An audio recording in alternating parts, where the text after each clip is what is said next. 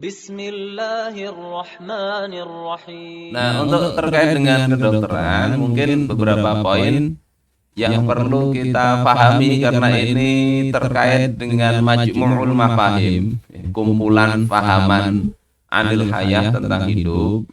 Ini perlu kita sampaikan bahwasanya di bidang kesehatan pun ya ada fahaman-fahaman hidup yang mesti kita ambil dari Islam.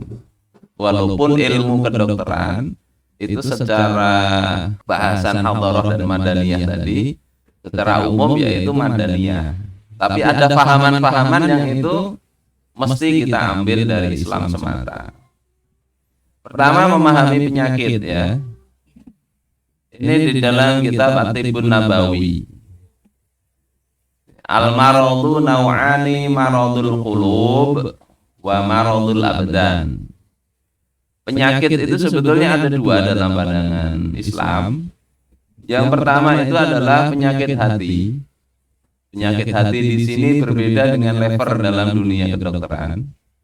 Kemudian maradul abdan, penyakit badan. Wa huma madhkurani fil Qur'an. Kedua jenis penyakit ini disebut di dalam Al-Qur'an.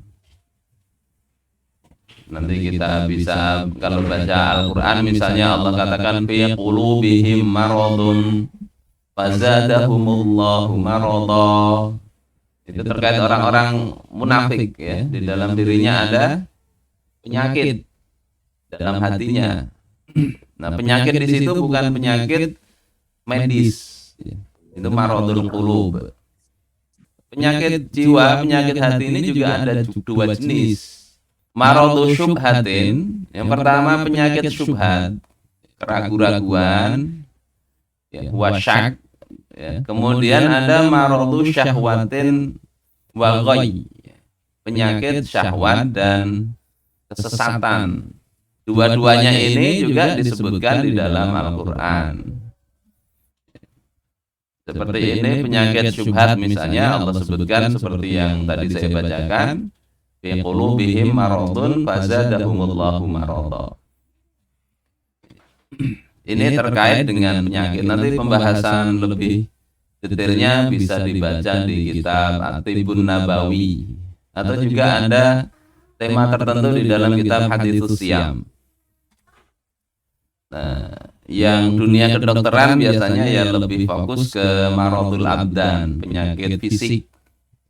Walaupun nanti mungkin ada bagian psikologi, tetapi itu agaknya terlepas dari konsep-konsep spiritual di dalam Islam. Kemudian tentang berobat, kalau obat itu adalah madaniyahnya, artinya silahkanlah manusia berkreasi membuat obat asalkan tidak berbahaya, itu Islam membolehkan. Tetapi pemahaman tentang obat itu Islam punya tersendiri. Ini seperti dalam hadis riwayat Imam Muslim dan Ahmad dari Jabir bin Abdullah dari Nabi sallallahu alaihi wasallam, Rasulullah mengatakan likulli da'in dawa. Setiap penyakit itu ada obatnya. Fa idza usiba dawa udda, ketika cocok obatnya penyakit itu, cocok di sini perlu difahami juga cocok jenisnya, jenis obat dengan jenis penyakit. Cocok juga cara memakainya. Karena kalau caranya salah juga nggak cocok artinya. Kemudian kadarnya berapa kali dan segala hal terkait itu kalau cocok baro'a bi'idnillahi azza wa jal, maka dia akan sembuh. Catatan di sini bi'idnillah, dengan izin Allah Ta'ala. Artinya kalau Allah tidak mengizinkan, walaupun obatnya itu sudah paten, dokternya bagus, saatnya mati juga. Jadi ini pandangan Islam begitu, dokter itu tidak bisa menyembuhkan kecuali dengan izin Allah Subhanahu wa Ta'ala. Ini yang tidak mungkin tidak dipahami dokter-dokter non muslim begitu. Walaupun ada juga ketika ketemu perkara yang mentok, mereka nggak bisa jelasin juga secara ilmiah. dulu kami ke Jakarta itu ingin terapi supaya punya anak karena lama itu oleh dokter ya sudah berbagai cara kita pengobatan dari yang 50.000 kita diminum istri ya sampai yang sekali suntik 600.000 saat itu Allah belum ngasih anak, nggak jadi juga anak itu. Ditawari bayi tabung. Bayi tabung saya lihat biayanya waktu itu masih 60 juta. Sekarang nggak tahu itu.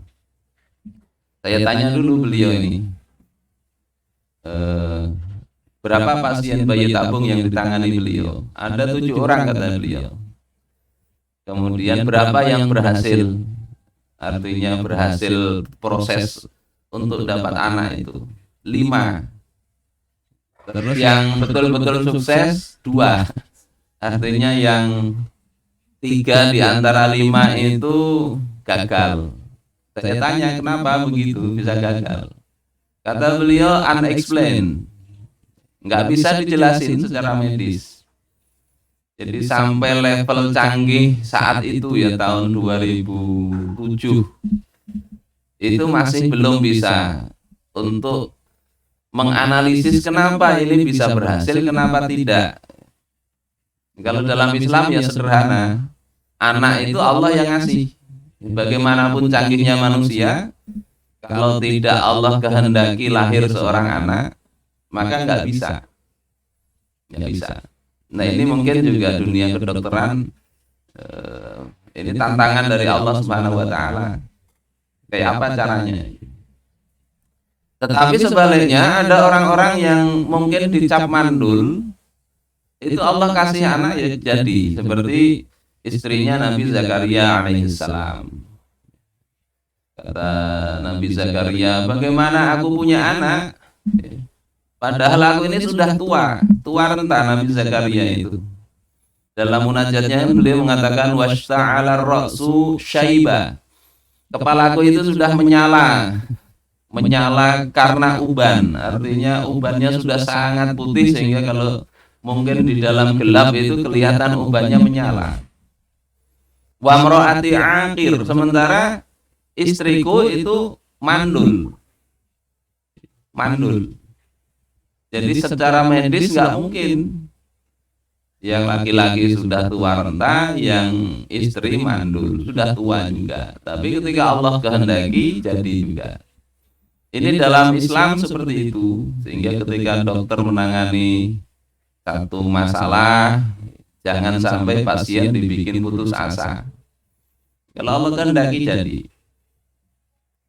Tapi juga jangan kemudian menggampangkan, karena di sini disebut juga ada obatnya. Cari betul obatnya itu. Yang pertama, ya. Kemudian ini perintah Rasulullah untuk berobat. Walaupun pada pertemuan sebelumnya tentang tawakal itu sudah saya jelasin bahwasanya tentang berobat ini para ulama berbeda pendapat. Ada yang mengatakan boleh, ada yang mengatakan sunnah, ada yang mengatakan yang afdol nggak usah berobat kalau dia mampu bertawakal. Tapi secara umum ya, bagi orang-orang umum ya sunnah untuk berobat. Dari Usamah bin Syuraik ya, Syuraik atau Syarik. Kuntu inda Nabi sallallahu alaihi wasallam. Kami di sisi Nabi sallallahu alaihi wasallam. Kemudian datang seorang badui. Kemudian mengatakan, ya Rasulullah, ana tadawa. Wahai Rasulullah, apakah kita ini nanti berobat atau enggak kalau sakit? Maka Rasul katakan, na'am ya ibadallah, tadawau. Ya wahai hamba-hamba Allah, berobatlah. Fa inna Allah azza wa jalla lam yadha' da'an illa wada'alahu shifa'a. Karena Allah Ta'ala itu tidaklah membuat penyakit kecuali Allah juga membuat obatnya. Walaupun kalau kita lihat di dalam syarah hadis ini, ya obat itu ada yang manusia mendapatkannya, ada juga yang tidak. Jadi ini ya manusia berupayalah. ghaira da'in wahid, kecuali satu penyakit yang enggak ada obatnya, kata Allah. Sahabat bertanya, apa itu ya Rasulullah? Maka Rasul katakan al-haram, penyakit tua, kemudian pikun dan sebagainya, itu enggak ada obatnya sudah. Jadi enggak usah menghabiskan biaya untuk berobat kalau memang penyakitnya penyakit yang disebabkan oleh usia. Ini tentang obat. Ini tentang ada kitab Al-I'jaz fi Tibbin Nabawi. Di situ dikatakan bahwasanya pengobatan Nabi itu ada 3 jenis sebetulnya. Pertama itu adalah tibbin ilaji, pengobatan untuk menyelesaikan penyakit yang ada. Kemudian ada wiqai untuk pencegahan. Kemudian ada ghidai, yakni dengan mengatur pola makan. Ini mungkin juga di kedokteran modern sudah diteliti sudah mungkin ya, para dokter yang sudah insya Allah lebih paham. Kemudian yang mungkin berbeda dengan Islam, di sini dikatakan fa inna tibban nabawi tibban murtabitan bil iman wal akhlaqiyatis samawiyah. Nah, ini mungkin masuk ke bab hadarahnya, pemahaman tentang hidup tadi. Pengobatan Nabi itu pengobatan yang dia diikat dengan iman, kemudian akhlak-akhlak samawiyah, akhlak-akhlak dari Allah, dari wahyu langit.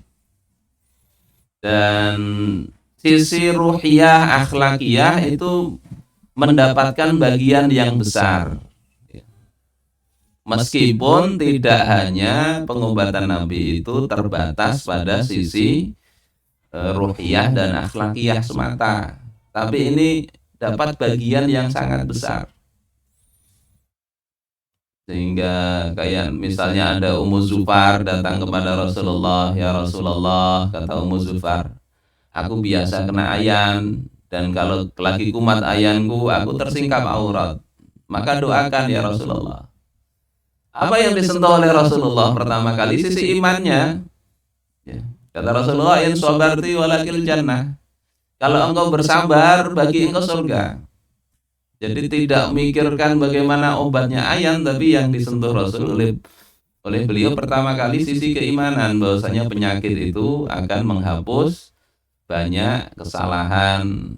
Kalau kesalahannya habis, akan meningkatkan derajat dia di surganya Allah Ta'ala, catatannya kalau sabar. Sisi itu disentuh oleh Rasulullah. Baru setelah itu ternyata wanita ini memilih bersabar. Kata Rasulullah, kalau engkau mau, kau doakan agar engkau disembuhkan oleh Allah. Tapi wanitanya justru mengatakan, aku bersabar saja wahai Rasulullah. Jadi nggak usah sembuh dari ayan, nggak apa-apa beliau. Tapi kemudian beliau berkata lagi, tetapi ketika kumat aku tersingkap aurat, maka doakan agar Allah menjaga auratku supaya nggak tersingkap. Ini luar biasanya Islam itu, pengobatan itu begitu. Orang sakit ketika dia sabar, ridha, itu dia bisa menikmati sakit itu. Bahkan sampai tidak ingin supaya sembuh, tidak. Ini hadarah kalau seperti ini sudah konsep-konsep begini. Dan ini penting ya, kemampuan para dokter perawat ya, ketika menghadapi pasien. Hal-hal seperti ini perlu diberikan ke pasien itu. Nah, beberapa hadis tentang kaitannya dengan habatus sauda, ya, pengobatan yang biasa ada hadisnya itu, obat-obat itu sifatnya hanyalah contoh yang bisa dipakai pada zaman itu. Bukan berarti itu membatasi obat tidak boleh selain itu. Karena ada sebagian orang yang keterlaluan di dalam memahami ini, kemudian anti dia dengan obat-obatan modern. Jadi pakai saja, pakai. Kemarin ketika saya sakit itu dibawakan juga oleh teman-teman obat seperti ini nih. Masih banyak ini. Ya, saya tanya, saya browsing juga apa obat ini. Sebagian saya minum, sebagian enggak.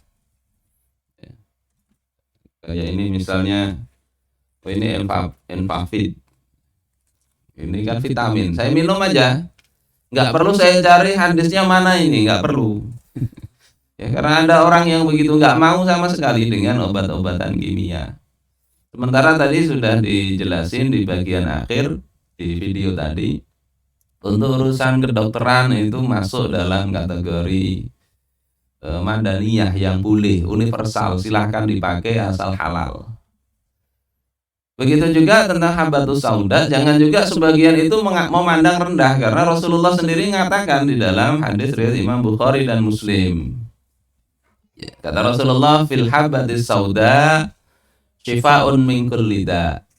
Di dalam habatus sauda itu ada obat dari segala penyakit illa sam, kecuali asam. Asam di sini maknanya adalah al-maut, kematian. Sehingga sebagian orang ya, ketika memahami hadis ini langsung semua penyakit kasih habatus sauda, yaitu serampangan dalam memahami hadis. Karena kita lihat di syarah hadis sendiri seperti Imam Ibnu Hajar Al-Asqalani, Imam An-Nawawi, ini memahami kata kullu di sini. Ya, jadi min kulli da, kullu di sini makna semua, di situ maksudnya itlaqul kulli wa iradatul juz'i. Yang disebut itu semua, tapi yang dimaksud adalah sebagian. Jadi obat semua penyakit walaupun disebut semua, tapi maksudnya adalah sebagian penyakit. Sebagian. Apa indikasinya? Ya banyak ya. Nanti bisa dilihat juga di kitab Tibbun Nabawinya Ibnu Qayyim, bahwasanya makna kullu di sini tidak semua penyakit ya, tapi sebagian.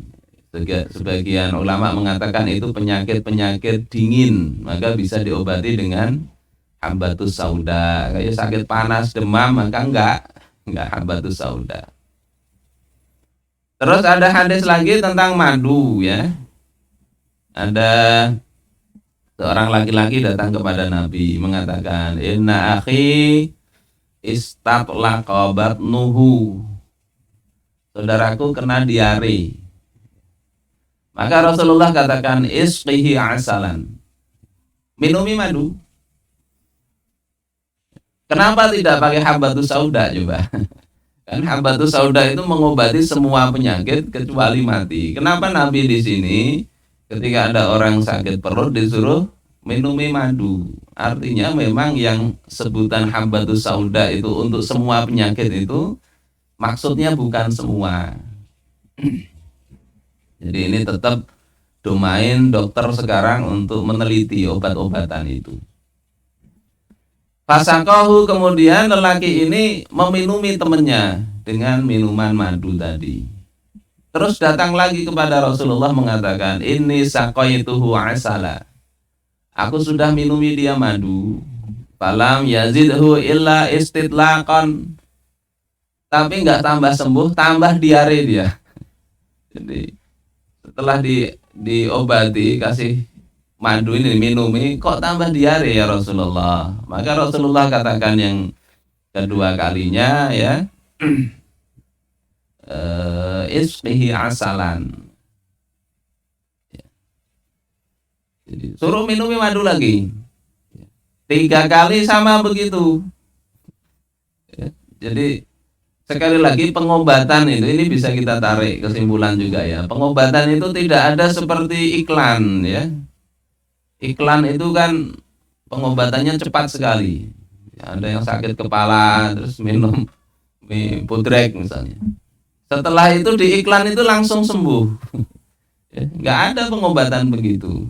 Kecuali mungkin itu mukjizat ya, ketika Rasulullah melihat Ali sakit ya pada saat perang Khaybar, diludahi oleh Rasulullah langsung sembuh ya.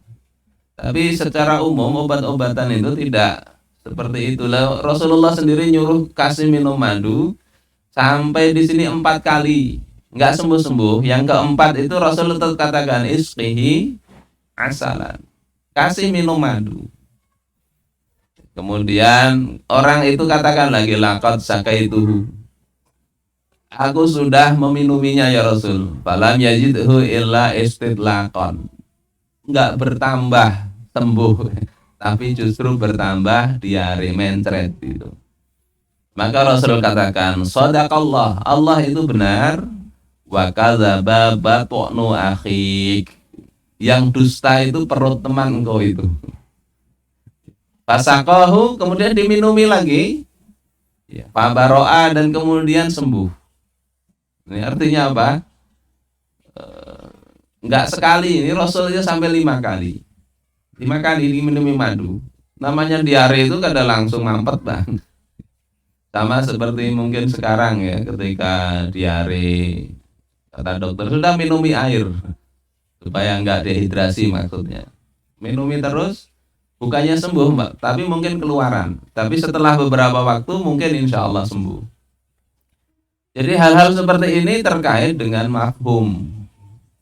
Mafahim dengan madaniyah itu saya rasa berkaitan erat. Penggunaan obat-obatan fisik walaupun boleh itu terikat dengan pemahaman bahwasanya yang menyembuhkan Allah. Kemudian terkait juga pahaman tentang dosis dan sebagainya. Insya Allah begitu. Dan terakhir saya ingin sampaikan, sekali lagi jangan dipertentangkan dengan pengobatan modern.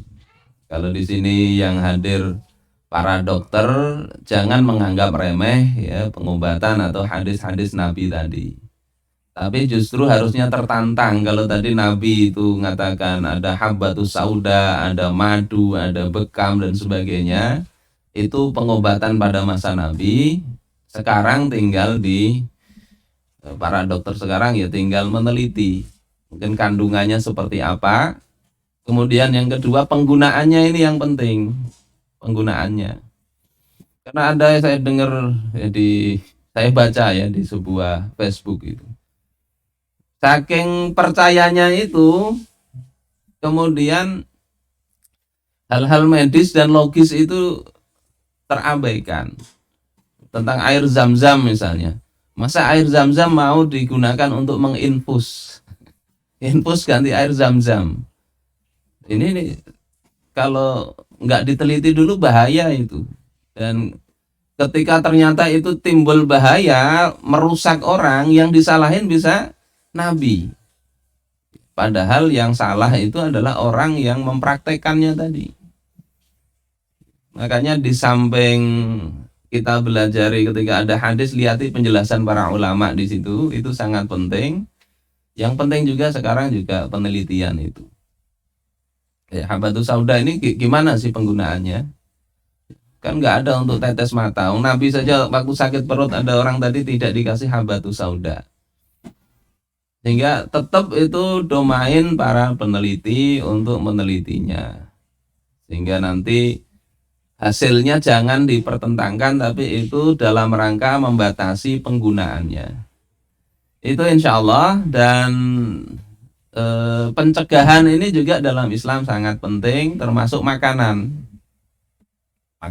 karena banyak penyakit muncul dari pola makan ya, dari perut gitu. Sebagaimana di dalam hadis ya, ma mala'a adamiyun wi'aan, tidaklah manusia itu memenuhi satu tempat, syarram mim batnin, yang lebih buruk daripada perutnya. Bihasab ibni Adam luqaimatun yuqimna sulbahu. Cukuplah bagi anak Adam itu beberapa suap makanan yang bisa menegakkan tulang sulbinya, menegakkan punggungnya. Fa in kana la budda fa'ilan fa thuluthun li ta'amih. Kalau mesti harus nambah, maka hendaklah ya sepertiga saja untuk makanan. Wa thuluthun li syarabi, sepertiga untuk minuman. Wa thuluthun li nafasih, sepertiganya untuk bernafas. Nah, ini juga domain nanti dokter juga. Ya, kira-kira seapa kapasitas perut manusia itu sehingga sepertiganya itu seapa. Tetapi sekali lagi hadis ini juga tidak membatasi manusia untuk kenyang karena beberapa riwayat itu sahabat dan Rasul itu makan juga sampai kenyang. Tapi ini yang mungkin untuk hadis ini terkait dengan pencegahan supaya hidup itu sehat. Oleh karena itu di dalam kitab Tibbun Nabawi ya, bagian dari kitab Zadul Ma'ad itu diklasifikasikan oleh Ibnu Qayyim bahwasanya tingkat makan itu ada tiga. Makan itu ada tiga tingkatan. Pertama itu adalah martabatul hajah, sesuai dengan keperluan. Jadi makan ya sesuai keperluan. Orang yang kerja keras, ya dia cukupnya harus banyak kalorinya, penuhi itu. Ini level pertama. Wasaniyah martabatul kifayah. Yang kedua itu adalah sesuai dengan kecukupan. Kecukupan ini artinya gizinya cukup ya. Mungkin kalau di dunia kedokteran itu ada berapa kalori per hari orang ini cukupnya. Yang pertama ini lebih ke arah hajah dengan kifayah, ini apa bedanya? Tingkat hajah keperluan ini mungkin kaitannya dengan keinginan ya, keinginan. Kalau ini kecukupan. Kemudian yang ketiga martabatul fadlah ya, tingkat keutamaan. Ini tingkatan makan itu begitu.